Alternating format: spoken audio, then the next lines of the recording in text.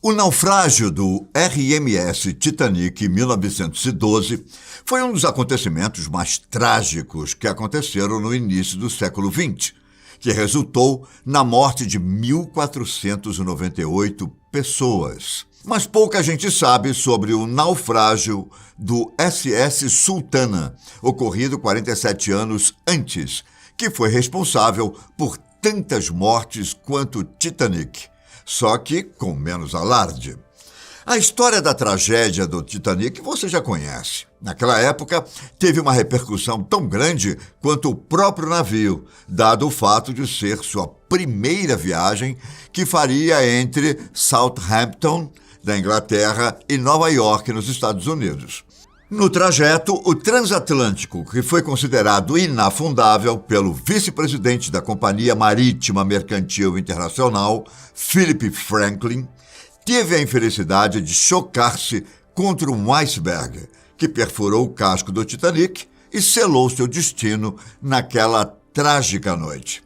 Quase 1.500 pessoas mortas e 700 outras foram resgatadas lutando para sobreviver numa temperatura de menos 2 graus Celsius. O Titanic, claro, nunca foi esquecido durante o século XX inteiro, mas tornou-se novamente interesse público quando o cineasta James Cameron lançou seu premiado longa-metragem contando a saga do navio e de seus tripulantes e passageiros, desde a saída do porto até depois do acidente. Por isso, esse é considerado o naufrágio mais famoso do mundo. Vejamos agora a história do SS Sultana, um barco a vapor de roda lateral que transportava cargas e pessoas entre St. Louis, no Missouri, e New Orleans, no estado de Louisiana. Este navio entrou para a história como protagonista do pior desastre marítimo dos Estados Unidos, em termos de perdas de vidas humanas. O navio foi construído em 1863 e seu principal componente era madeira. Ele era bastante grande, possuindo 80 metros de comprimento por 20 de largura. Naquela época, ainda não era muito comum o uso de metal para compor a estrutura dos navios, devido aos altos custos. O primeiro navio construído com base em aço e ferro foi o SS Great Britain, em 1843. A Guerra Civil havia acabado pouco anos antes e o governo dos Estados Unidos contratou o navio para transportar soldados da União, que haviam sido libertados de campos de prisioneiros confederados de volta para suas casas no norte do país. Ao mesmo tempo, os americanos ainda estavam em estado de choque pelo assassinato de Abraham Lincoln, ocorrido em 15 de abril de 1865. Na noite de 24 de abril daquele mesmo ano, o Sultana partiu de Vicksburg, no Mississippi, com mais de 2.300 pessoas a bordo, sem contar as bagagens e outros tipos de carga. Para começo de conversa, o navio era considerado seguro para transportar cerca de 376 passageiros e estava levando 6 vezes mais. A superlotação ocorreu porque os oficiais do Exército estavam pagando suborno para embarcar no navio e muitos soldados estavam desesperados para voltar para casa depois da guerra. Antes de aportar em Vicksburg, o navio havia sofrido uma pequena avaria em uma das caldeiras e no porto desta cidade um reparo muito rápido e irresponsável foi feito. Tudo em nome da ganância.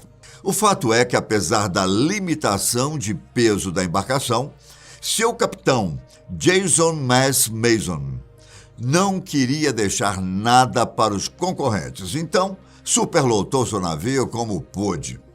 No início da noite de 27 de abril, o Sultana zarpou de Nova Orleans, mesmo com pancadas fortes, vindo da casa de máquinas.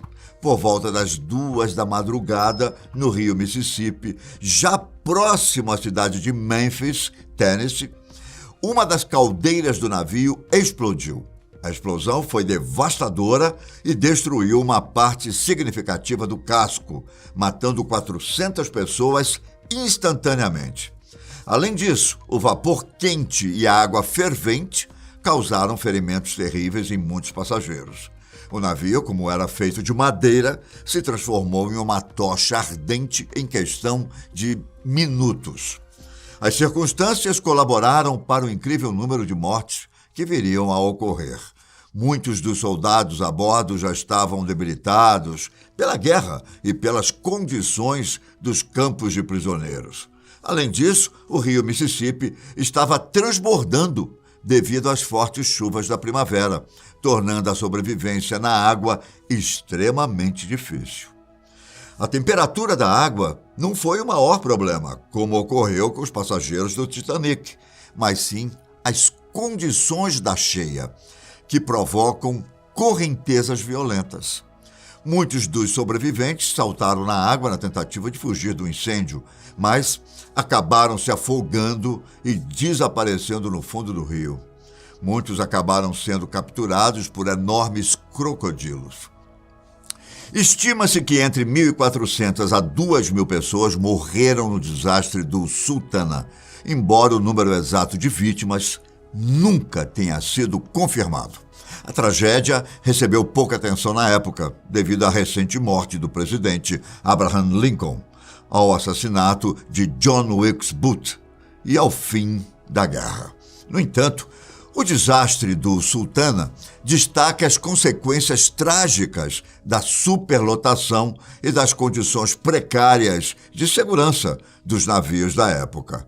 O Sultana sofreu com a ganância de alguns homens, pois desde sua construção foi estabelecido que deveria ser usado principalmente para o transporte de mercadorias, especialmente algodão. Porém, em casos especiais, poderia levar até 291 passageiros no lugar das mercadorias. Sua tripulação era formada por 85 membros. Bom, outra história sinistra envolve o RMS Lancastria. O Lancastria foi um navio de passageiros britânico que se tornou tristemente famoso durante a Segunda Guerra Mundial.